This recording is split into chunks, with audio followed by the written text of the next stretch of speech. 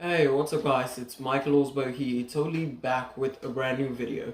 Today we're reviewing the Samsung Galaxy AO3s. Let's get started.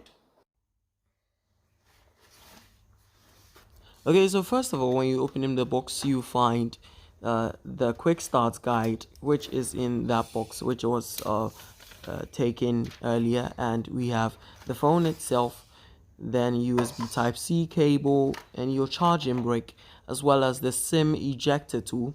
And then when you go on further to open the box, you see that you have your earpiece or your headphones hidden in the box somewhere. Yes, we do know that the whole unboxing experience was destroyed, but due to one or two reasons, we had to unbox it before the video.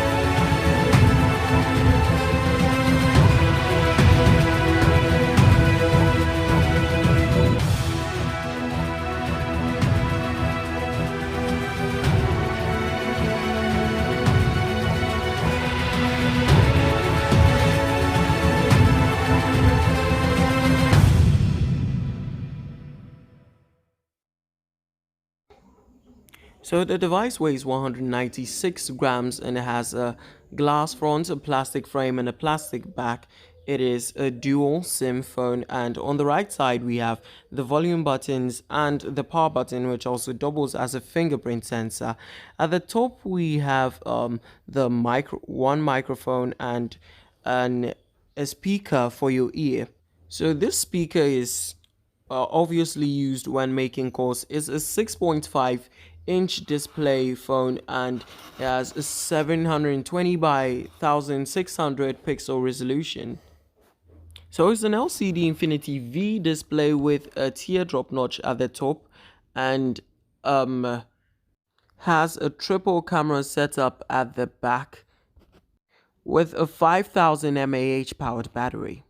So it's got a loudspeaker, a 3.5mm headphone jack, and the USB Type-C port, plus an additional microphone at the bottom of the phone. So it's an NFC-enabled device with a side-mounted fingerprint sensor, an accelerometer, and a proximity sensor as well. Okay, so it's an Android 11 device. It's upgradable to Android 12, One UI, 4.1 core, and it comes with a MediaTek chipset. So you're on budget, you're looking for a normal phone. The things that a normal user would use a normal phone for, you've got it right here. I actually used it to record some videos. I will be uploading sometime from the upload of this video is the Galaxy S10e review, by the way. So it's actually good for recording your videos. At the rear side we have 1080p at 30 frames per second, and the front camera comes with the same specs as well, except the front camera is 5 megapixels and the rear camera in descending order is 13 megapixels for the wide angle, and 2 megapixels for the macro, and the 2 megapixels for the depth sensor. So as you zoom in on every camera, the details seem to diminish bit by bit. but they do not diminish very fast. But with this one, there's a clear-cut difference between the 1x zoom and the 2x zoom. So the macro camera and the depth sensor are okay for a normal user. If you're really into it, I wouldn't recommend this one for you because they're not so great at picking your details for you.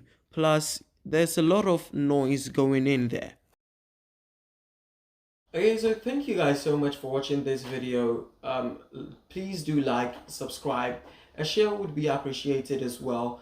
And if you want to know what I've been doing for the past months, you can check out the link in the description below. And I'll catch you guys in the next one. Till then, peace.